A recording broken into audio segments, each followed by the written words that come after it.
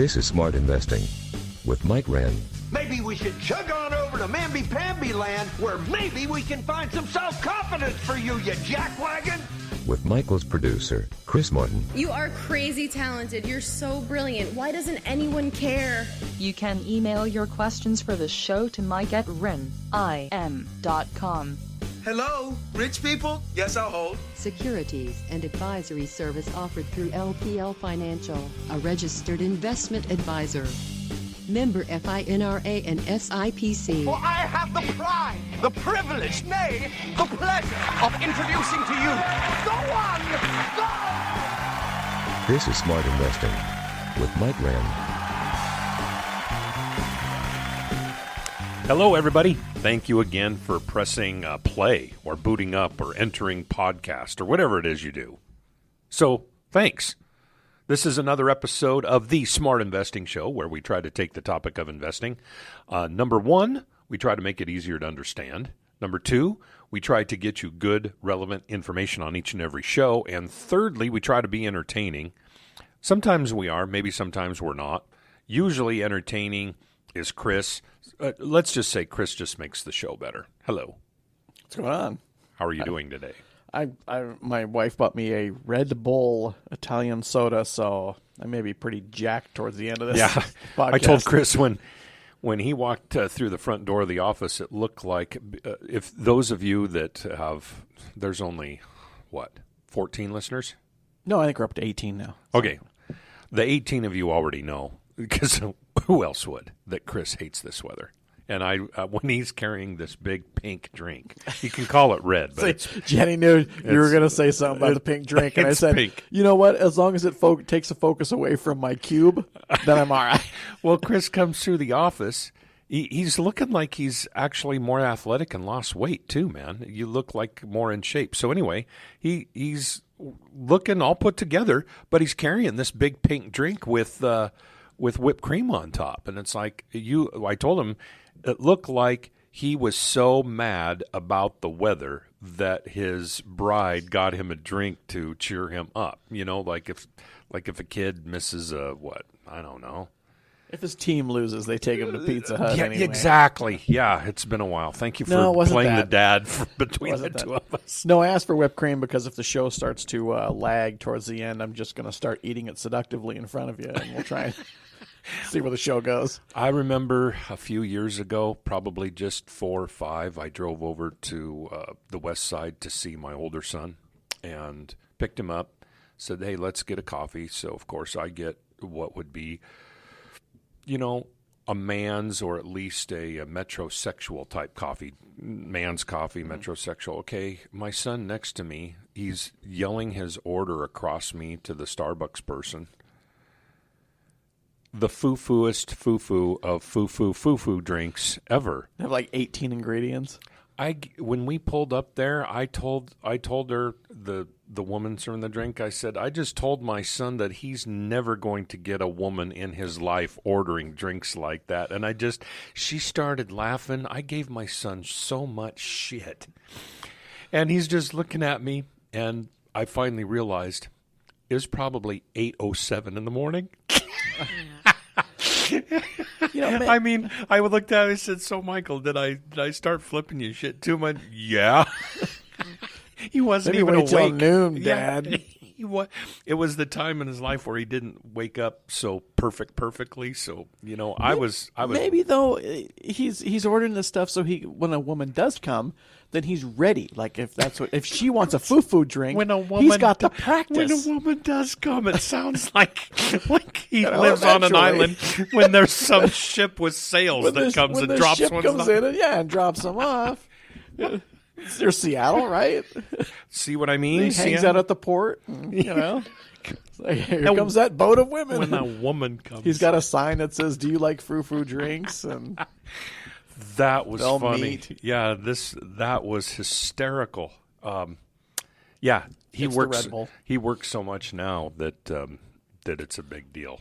No time to meet anyone? Is that? Yeah, since he I don't think that it's good for me to say where he works because it's so high tech. Truly, you know where he works, and I don't think, Oh, I'd hate to say it, and then I got to go around and kill everyone that listened to the Well, podcast. yeah, it would just be long. I think it. Yeah, I don't want people to. Well, yeah, search. but I mean, yeah. we've all had that job. You're just too busy to do anything with anybody. Yeah, exactly. And his job is basically kind of like you for the listeners. He is an interpreter between the nerds and engineers that work at the firm and the real world. So you're the interpreter between me and the listeners. Yeah, yeah. Okay. Yeah. So he doesn't have a lot of time for people, but as soon as he does, that guy makes fun of his coffee. So Yeah. cool. Yeah, great. Dad came over and gave me more shit in 7 minutes in the morning than I got in finally a got to see half a year. somebody. Yeah. It's great. So today's show, we'll actually be talking about some investing today. Today's show is going to be a couple things. It's going to be about reassurance, and it's also going to be about making darn sure that you as an investor know what you're in for, and you consciously make an emotional decision to stick with your plan. So, however you want to title that when you come up with the title of the podcast. Might be a bit long. Yeah. Call it Podcast ZXD7894. I was just thinking, concentrate, dummy. Is that a better title? Yeah. So I'm going to start out the show with some clients that came in this week. They're in their 70s. We did their an annual review, even though that we had met. I think we had met in person maybe in June. Might have been. So they're farmers, which means they're kind of conservative, but they're in their 70s, and we've done well for them. They would tell you and anybody how well that they're successful investors for sure. Their account, we've done well, especially if you go from like 2012 to now. Yeah. I don't know if you can answer this personally, but so they're 70, but you said they're farmers. They're in their 70s, yeah. So are they close? Are they thinking about retiring, or are they actually still farm? Is that like they're still doing the farming business? Well, his son has taken it over, but he still farms with his son because what else is he going to do? Okay. You know, when you've done that your whole life and you don't mind it, yeah. I'm sure there's parts about... So 70 and still working. Yeah. Okay. But, you know, you own if you're a farmer, it's your own business. Yeah. You know, and the son is doing most of it, so the dad could probably... There's probably days where the dad doesn't have to do as much, but there's probably days where the son's depending on the dad, too, I would think, just like anything. Yeah. Even if it was a Dairy Queen, you know what I mean? And the dad makes fun of the kid. See, you're back to that. Yeah, driving the tractor wrong. Driving the tractor wrong. Come on, you're never going to meet a woman driving a tractor like that. Maybe they did that. So anyway, they're in the office. It's always a good time. They're even a touch more conservative than me, but that's okay. I mean, I don't really care. So their biggest concern was the outcome of the election. And I said to them, well, you notice that you know, the people shopping at Wall Street obviously haven't cared. It's shot straight up. Yeah, we know, you know, and then the brows kind of furrow and they're like, you know, don't understand that. And then I reminded them that they've lived with every market correction ever since they've been working with me. And I think that they've been working with me since 2000, I think. 2002, maybe, somewhere in there. I'm trying to remember the earliest date of investment purchases that I saw in their account when I was looking at it. So I think it's somewhere around in there. So it's a while, okay? And so I reminded them, I said, you know, every market correction we've been through, I don't know what you're expecting that would be worse. Yeah, they kind of went through the big one a while back. Yeah, and on this point, I'd like to say that there's for sure more BS going in clients' heads.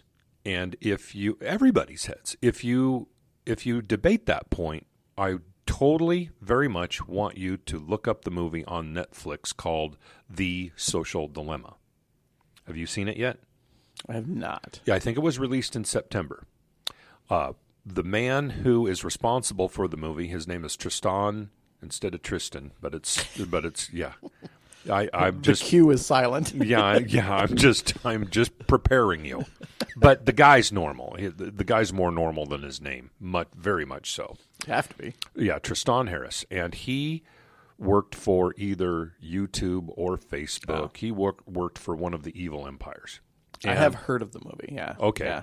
It's a big deal because it basically confirms with actual empirical data and actual people that work for these social media companies that don't work for them anymore because they figured out what they were doing was patently wrong and evil.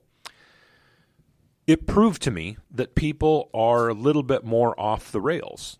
And what it is, it's nothing more than Google and Facebook and Instagram and Pinterest and Reddit and Twitter have these massive, massive artificial intelligence algorithm computers pointed at your brain if you're using one of those apps. And all of that computer is trying to do is send crap to your phone to get you to look at your phone so they can therefore go to their customer and say, look at how long we can get the average person to look at your app, or look at our app, and your advertising will benefit from that. And so one point made in the movie that was excellent was if you're getting one of those services for free, you have to understand that you're the product being sold then. If you're not paying for it, you're the product. And it just started going through that. You've got these supercomputers pointed at your brain, trying to grab your attention. So the first point was very, very instructional.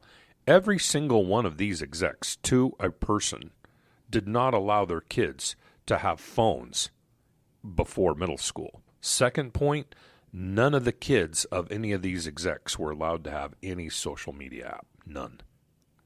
I mean, wasn't even a question. Mm-hmm. It was like life and death, food and water sort of a thing.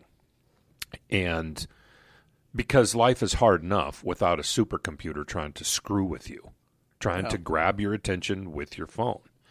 And it just really brought to light that you have, especially when the election was going on, one side of the street you have people looking across the street and says, how can those people think this way? Didn't they see this and this and this? And no, they didn't.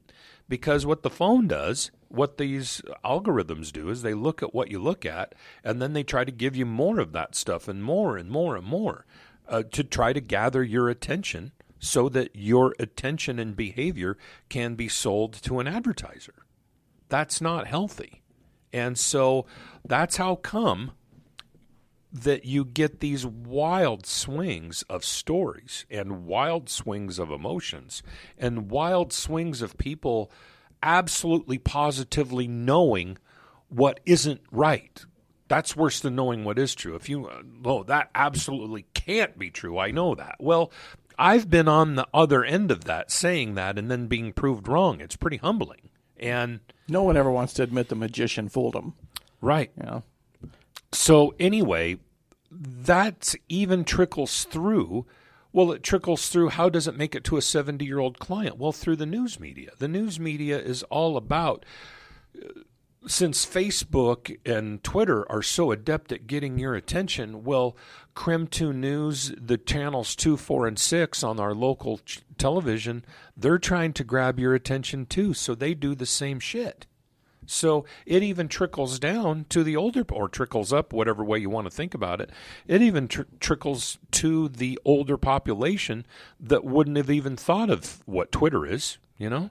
I don't have any social media account at all. I've never been on one. So, but you can tell how much it affects people. And that's extremely important, because when I'm trying to reassure people's emotions, it's been getting a little bit more hard and a little bit more hard. The questions have been the same, but the people have been more emphatic that what they're feeling is going to affect an outcome, when I know that it's not. But it's ratcheting up this emotions, even in 70-year-old clients.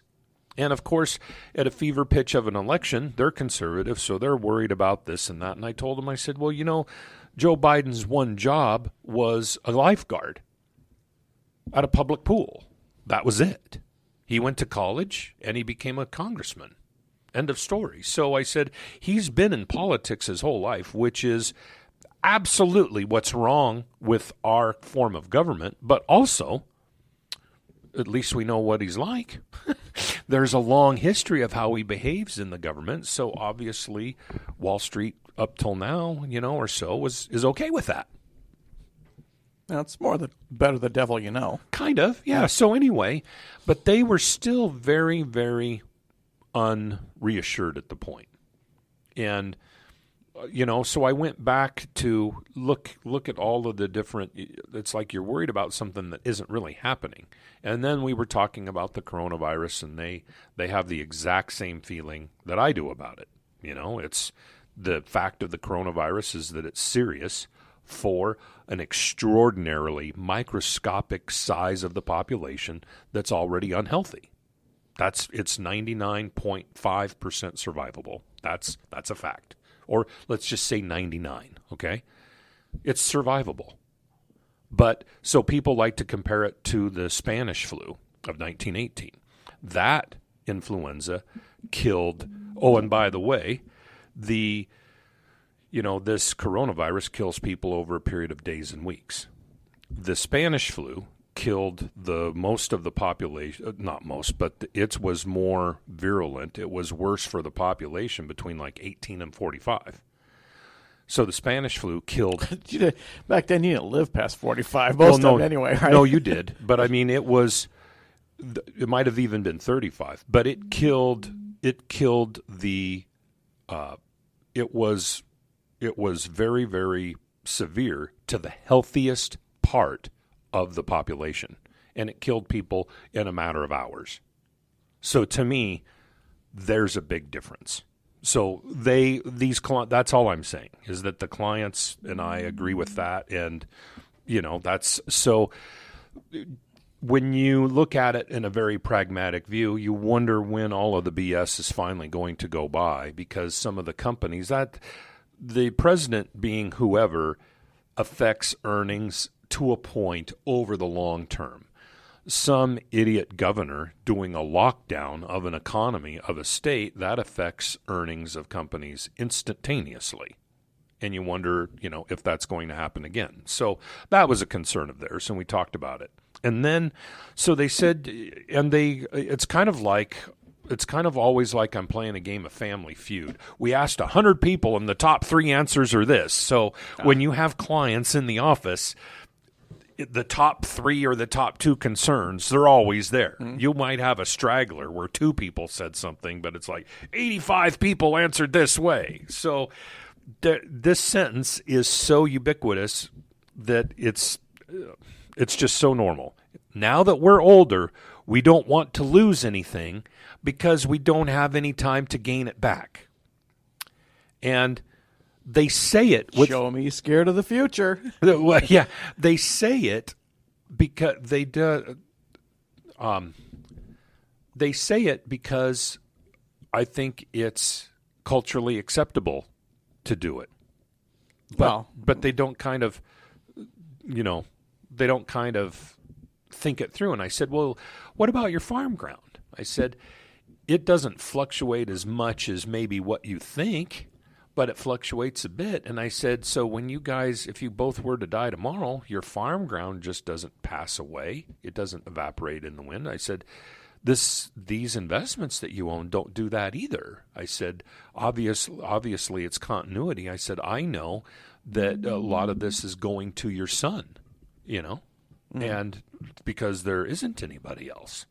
And okay, so they believe that, and because it's true.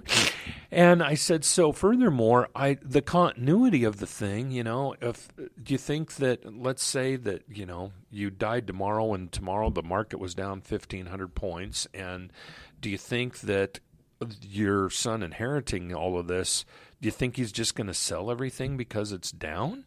I said, no, he's just going to keep it like you have until things recover, and he's going to keep it past recovering because he knows how to invest because he's already investing. He's, already a good investor. I say, would he come into the meeting?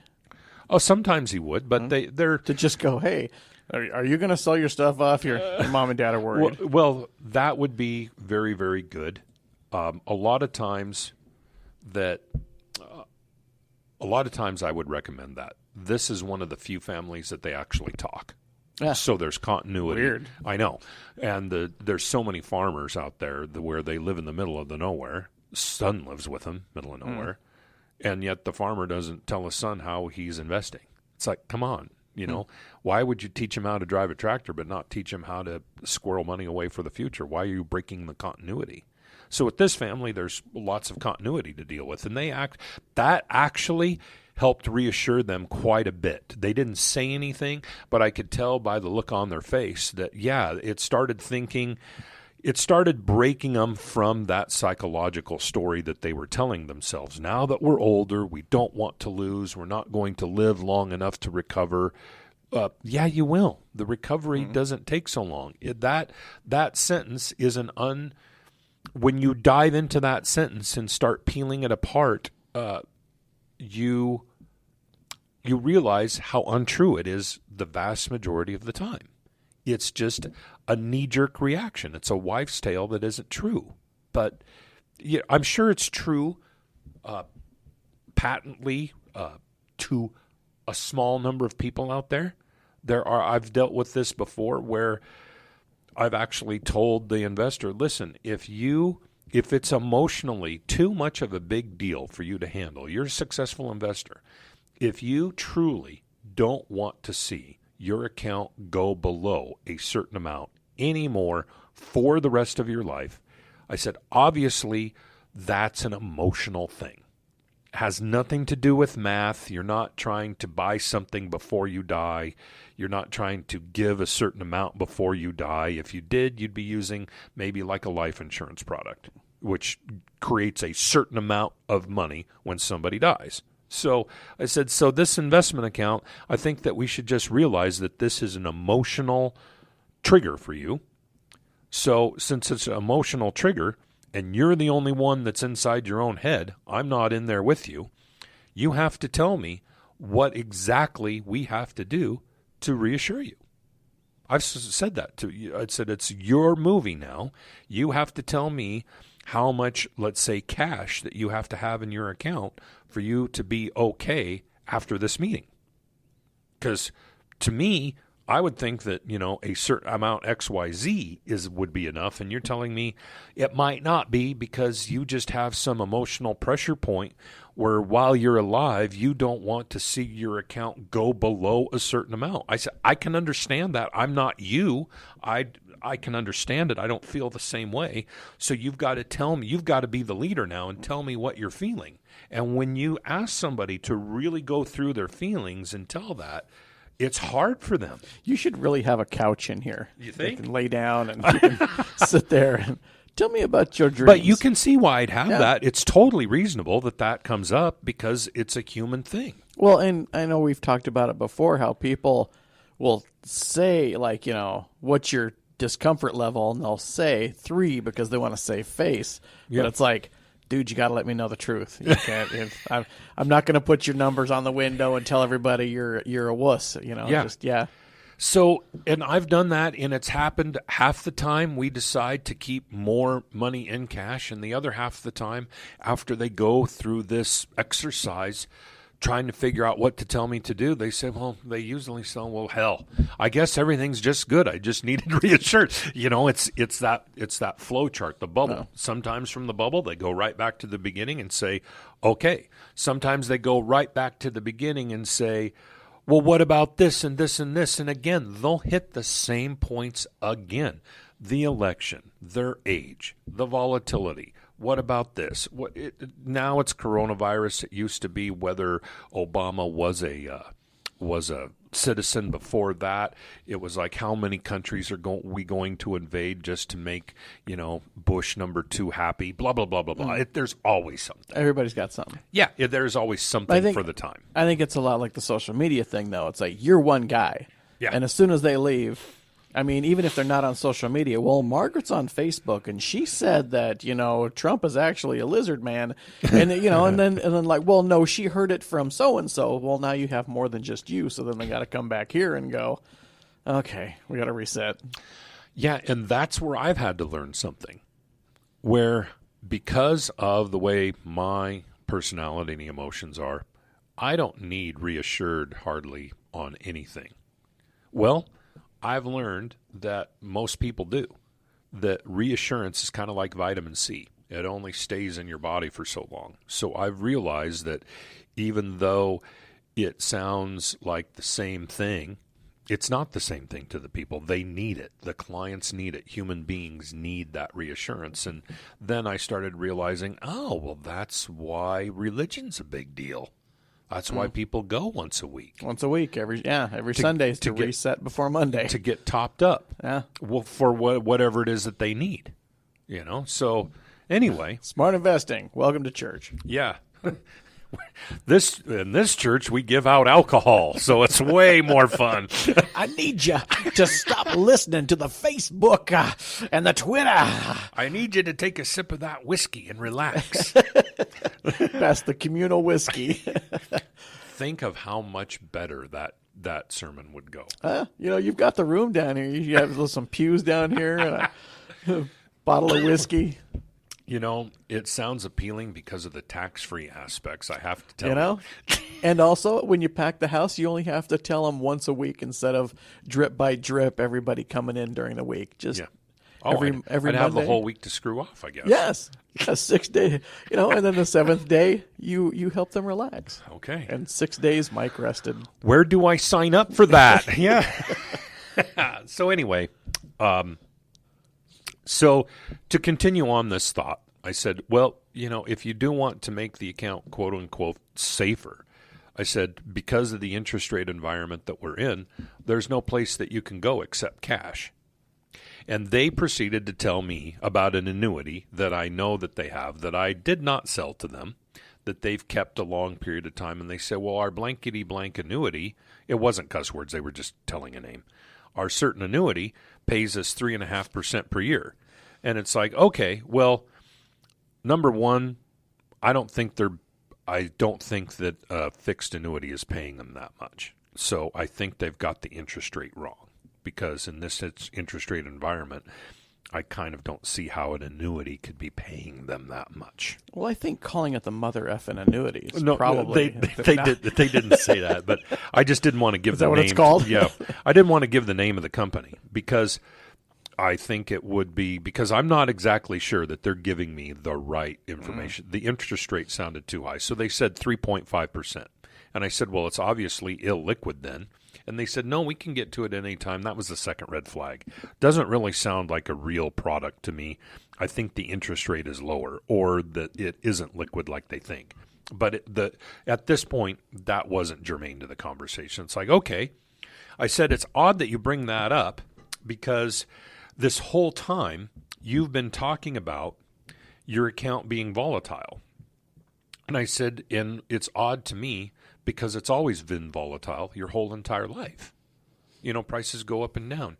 And the wife started talking more. Well, yeah, but, I just get the statement and I look at that big number and we've been really, really happy. And we just don't want to be unhappy as we get older. I said, well... That sounded more like a threat. Yeah. I said, I get that, but nothing I can do about it.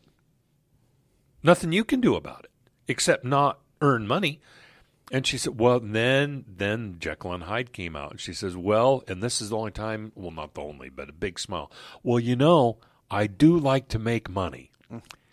And finally, I'm getting some real emotions instead of just the knee-jerk, I'm fearful. So what you're telling me is that, it sounds to me like if I move a whole bunch of your account to cash, in like 3 or 4 months, you might be starting to yell that you're not making enough on it. You know what I mean? Yeah. So I said, so let's just go back to this annuity that you're willing to add more money to at 3.5%. I said, the one thing that we've not talked about yet is your dividends. I said, do you realize that the dividend rate on the dividend rate on your whole portfolio is equal to or greater than your annuity.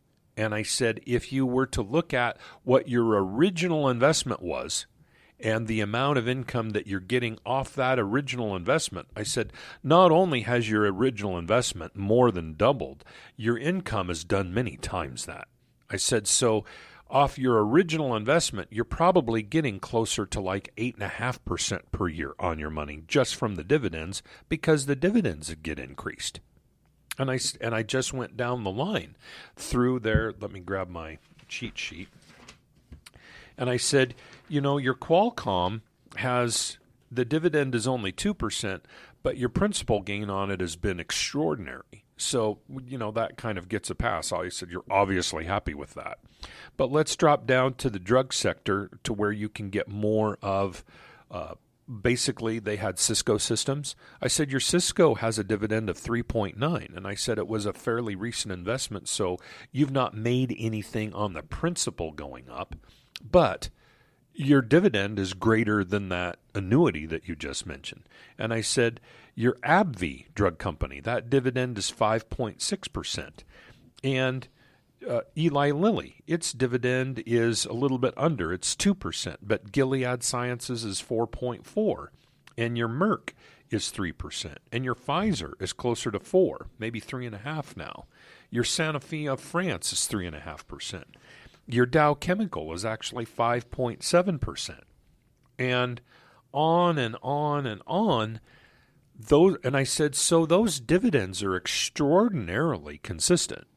So if I said my advice to you is just pay more attention to the dividends, because they're not volatile like the principal is. I said they're going to change a little bit. I said, but 9 times out of 10, you're getting a dividend increase, not a decrease. And I said, take that all the way back to the 2002 or 2012. That's a lot of increases. I said, it's just like if you owned a rental property and you increase the rent every year to your renters. Your income is going up. That's not even talking about the value of the house. So that's the moral of this first part of the podcast, is that if you are a current investor, or if you're thinking about investing more, or if you're thinking about being a new investor, obviously, if you put in $10,000, you want it to get to 20 as quick as it can. But there's another way to think about it that's easier emotionally to think about it. It requires less steely-eyed conviction, because you're being reassured with dollars, not with words. You're being reassured with money. And that is, if you buy a company that's conservative enough, been around long enough, that pays a decent dividend, that has a multiple decades of paying dividends uninterrupted and dividend increases, well, you stand a pretty good chance to be benefiting that into the future. And if you're paying attention to the dividend that you get from the company every single year, and then they typically raise it every year, that is a lot easier and requires a lot less emotion to be happy, in quotation marks, about that scenario than if you just focus on the stock price as it goes year by year. And you might be thinking, the negative people out there might be saying, well, that dividend doesn't mean shit. If I put in 10,000, it goes to 5. Well, you're kind of right and you're kind of not. It depends on what's the reason it went to 5. Is the reason because everybody's afraid of the new president or coronavirus, or is it, which is temporary, or is the reason that everybody's afraid that it went to 5, is it maybe the CEO of the company was a crook or doing something wrong? That's temporary as well. Or maybe they made wagon wheels and there's not wagons anymore. That's a big deal. That's one where we invested in the wrong company, and it's almost never that. So it's a temporary in nature. So if you focus on the income, and if the income that they're giving you, the dividends, don't change, that must mean that they're running the business to where the cash flow hasn't changed, to where they're capable of still paying the dividend and capable of raising it. So it also is a very good commentary on the health of your investment. Obviously, if a company's paying a reasonable dividend, not too high, well, they're making that money because they're paying it to you. And if they're making that money, then calm the hell down. In a funny way to say it. It's almost like when somebody calls the IT guy, and the first thing is, did you turn it off and turn it back on again? You just need your answering machine to just go, are you getting money? Okay, then. Are they making money? All right, yeah, are then. you getting a dividend? Well, you know it's not going broke, so that's... Broke companies don't pay you money. Right, and so that leads us to what? How many minutes do I have left? Like 5? I was just going to tell you. Yeah. Okay, yeah. So anyway, it's nice that I can wrap up the show with this right now. So it's going to be slightly more hard for people, unless you just love the way the economy is, which I think the economy is okay. I guess if you just love the new president and you don't mind a little bit higher taxes or a lot higher taxes, and if you don't mind career politicians running everything, which is usually the case, I guess, then you're probably pretty positive on the future anyway. But if you are a more measured response of everything going on, you might be hesitant looking forward because of the prices in the general market jumping, a couple thousand points in just weeks of time? Or 1,500 for sure. So the market is kind of at all-time highs, at an inflection point, it seems, with a new president, with a coronavirus that people are still extraordinarily afraid of, with rules enacted to combat this coronavirus scare that can take down economies in the blink of an eye. So you looking forward, it might not be that comfortable buying in at the all-time highs with all of that out the windshield. It's not out the rearview mirror. You're looking forward at it. And I get that. So number one thing to think about is that we would be investing in individual companies, not the general market. So it's fairly easy to go find a company that's not trading at all-time highs like the general S&P 500 or the Dow Jones Industrial 30, like they are. They're trading at all-time highs, those indexes. So the point is, I don't use index funds. I don't invest in the index, so I'm trying to do something patently different than what the index is doing. So that's good step number one. The other step number 2 is going to be up to you. Right now, I usually say that you kind of tongue-in-cheek, because I know people don't tend to think this long-term. When you are investing right now, you have to give that investment 3 to 5 years. You have to give that investment 3 to 5 years. So 3 to 5, that's another election right in there, isn't that? Okay? I'm telling you right now that you must give 3 to 5 years. That's not me being nice. That's not me trying to say all of the sentences from Warren Buffett's teachings or from the Intelligent Investor book.